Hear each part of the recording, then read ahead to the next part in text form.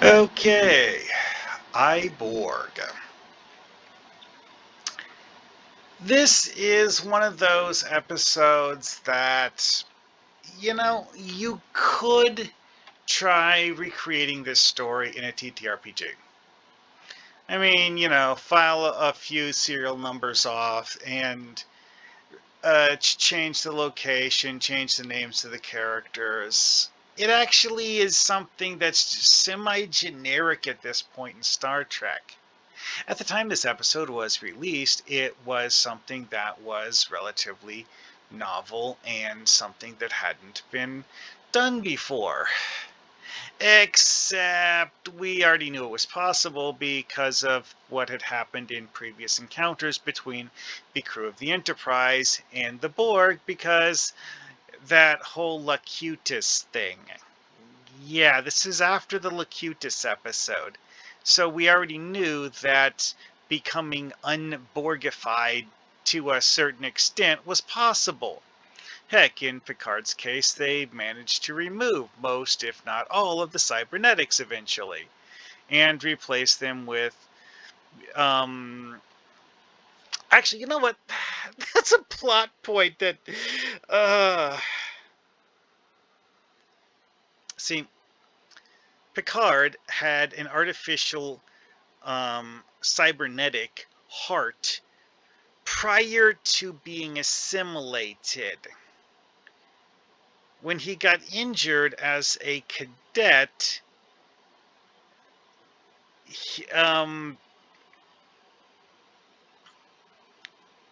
due to his injuries, they replaced his heart with a cybernetic heart instead of, like regrowing his heart or something or other like that.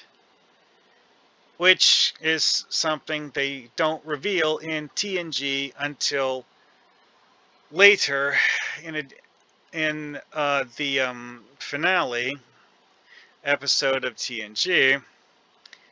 And it's one of those things where you just have to stop and think about it. It's like, okay, so cybernetic heart, before getting turned into a Borg, gets turned into a Borg. Did he still have the cybernetic heart as a Borg? Did they replace whatever the Borg did to his cybernetic heart with a duplicate of his original cybernetic heart? Or did he end up with some other sort of prosthetic heart, or maybe even a real heart? Actually, the Borg probably wouldn't have replaced his cybernetic heart with an organic one. That's not really a Borg thing. The Borg would have, like, upgraded it to be, like, twice as efficient and have, like, a secondary function for managing his adrenal levels or something stupid like that. But anyways, I'm getting sidetracked. But anyway, so the point behind that line of discussion was Picard's personal experiences with the Borg were adequate to let people know that becoming unborgified was possible. So when Picard and his crew find Hugh, yeah, you see where this is going. People have this idea about, hey, we'll use Hugh as a weapon and try to infect the Borg with a super cool computer virus, which realistically, let's face it, Borg and computer viruses, no, doesn't work as well as you would think it would. You have to understand how the Borg computer systems work on the inside to make the virus work.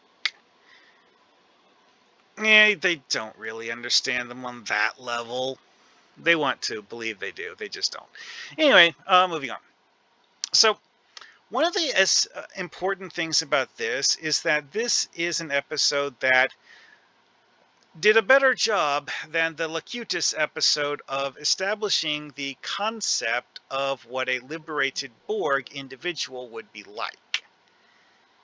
And this actually became a very popular secondary character because of the fact that it's an interesting, novel perspective on the idea from an in-universe perspective, and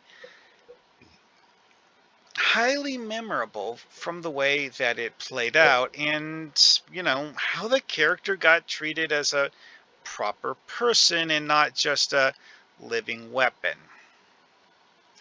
Now, this episode also reminds me of the fact that in Star Trek, they have a very, very, uh, I guess one way to put it would be technophobic approach to cybernetics. I don't really understand that personally, but I mean, because like as a kid, I watched TV shows like The $6 Million Man, whose life was amazing because he was a cyborg. Now, that show made a point of explaining that being a cyborg isn't strictly a good thing, and that there are downsides to being a cyborg. Blah blah blah blah blah. It also gives you superpowers.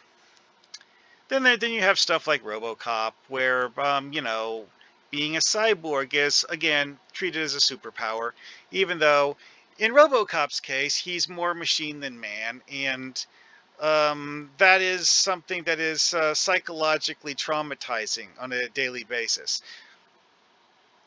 So he's kind of miserable because he's a cyborg, which is something that seemingly applies to the Borg in Star Trek. Oh, and also RoboCop had that whole like programmed command directives bullshit in the later parts of the series where um, the evil corporation who created his cybernetics decided to activate software they had installed in order to force him to do things that they wanted, which was in many ways reminiscent of the concept of having the Borg Collective take control of your body and force you to do things against your will. Didn't work out the same way or in the same way, but it did have some of the same plot beats to it. Anyway, though, I think of stuff like that and also Ghost in the Shell when thinking about writing stories with cybernetics. Because of the fact that, realistically, from an in universe perspective, and this is something we've seen on multiple occasions, yes, cybernetics in the Star Trek setting do more or less amount to superpowers. Because, let's face it, I mentioned the whole thing with the cybernetic heart in that Picard has. There is a case where that does kind of sort of count as a superpower because someone tries to stab him in the heart and it's like clunk, like, oh, you have a metal heart? Oh my, that attempt at stabbing you in the heart did not work. It because I needed a stronger dagger. Anyways, moving on. Yeah. So writing stories with liberated Borg,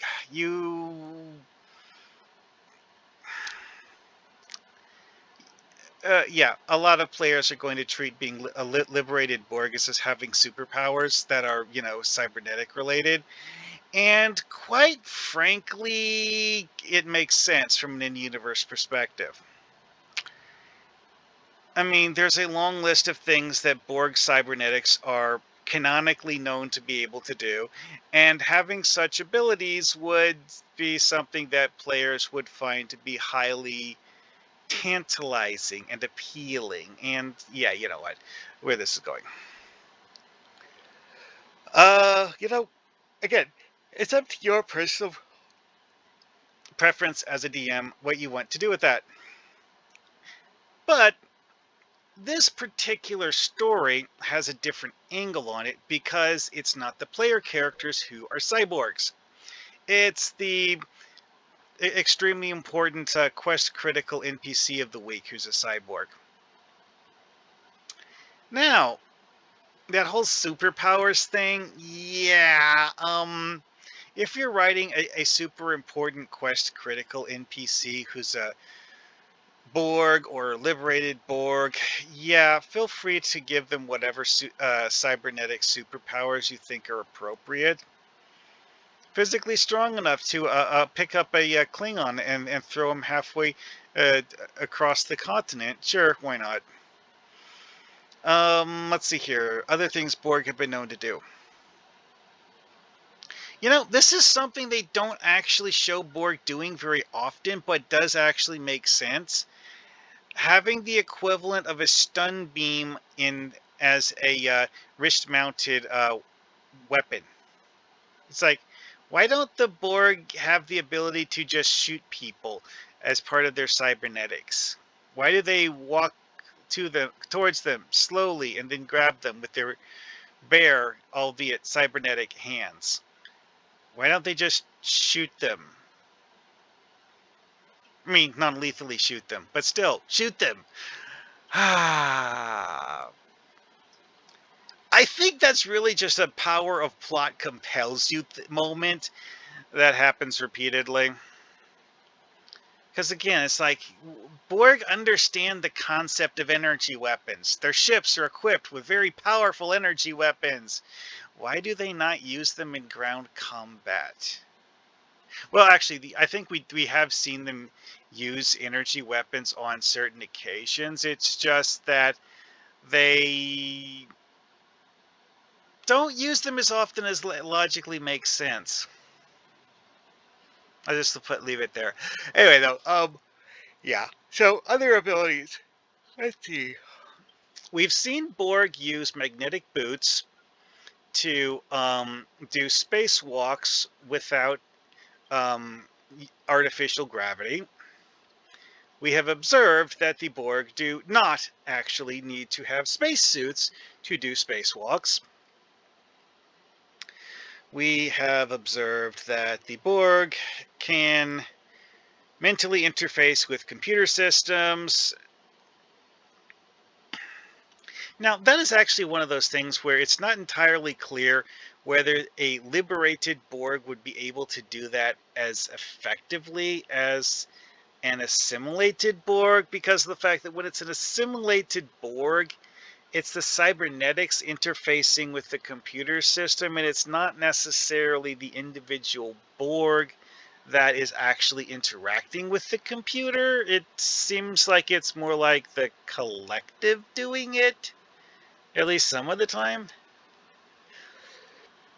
Because that's actually a thing that's come up in some episodes, is that in the first time we see Borg beam onto the Enterprise, one of them starts stealing information out of the Enterprise's computer by physically interfacing with the computer. And when members of the Enterprise crew shoot that Borg to death,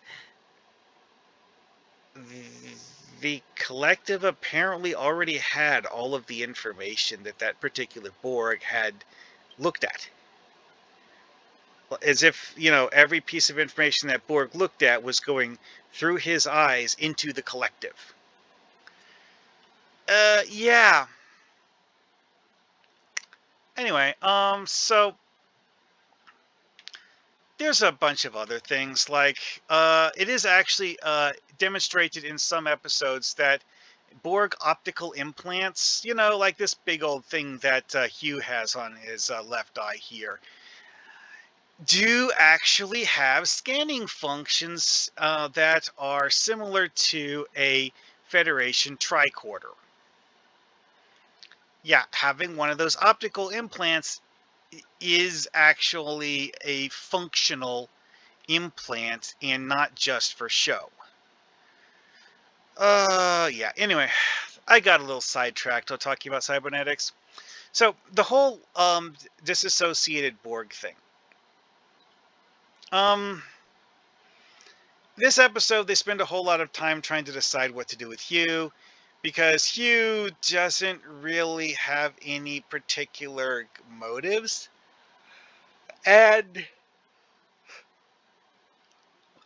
they end up waxing philosophical about the concept of possibly using Q to commit genocide on the Borg. Although, like I mentioned earlier, it's highly optimistic to believe that whatever they did, they could have done with Hugh would have actually had a widespread effect on the Borg.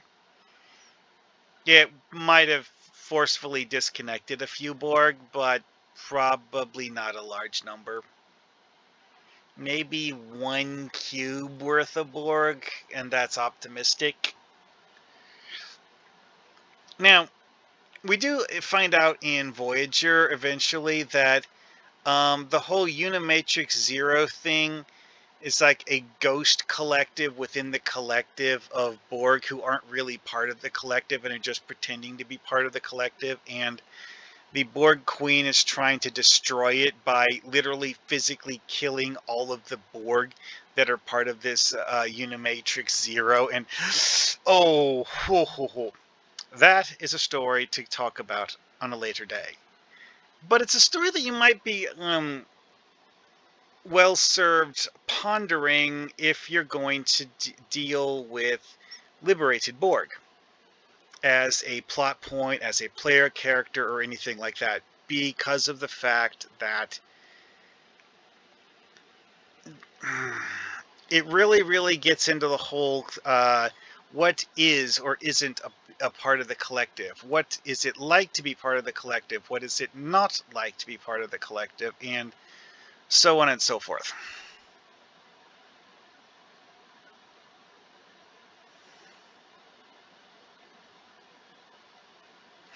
Also, Picard sucks at pretending to be Locutus. Just saying. Anyway, so yeah, that's about this. All I can think of to go with here, because like the idea of having your players run into liberated Borg, cool, great idea. Telling this specific story with them, I would. Let me phrase that. I wouldn't play it straight.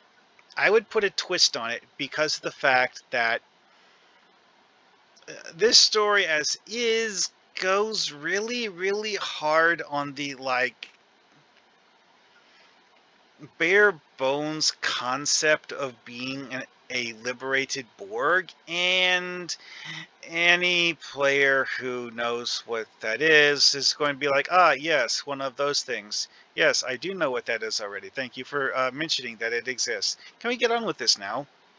And, not going to be interested in spending like an hour philosophizing about the meaning of individuality. Yeah, players are far more likely to be like, ooh, superpowers, yay. Why? Because players be like that, I guess. Anyway.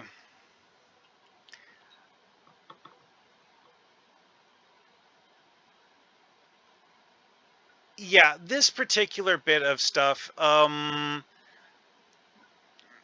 so what I was saying about the whole like meaning of individuality and moral philosophizing thing is just like, yeah, I, like I said, I didn't particularly like the actual story in this episode, which, if you like it and want to try it, hey, you know what? That's on you. What you want to do is what you want to do, and yeah. Alrighty then. Well, see you guys later.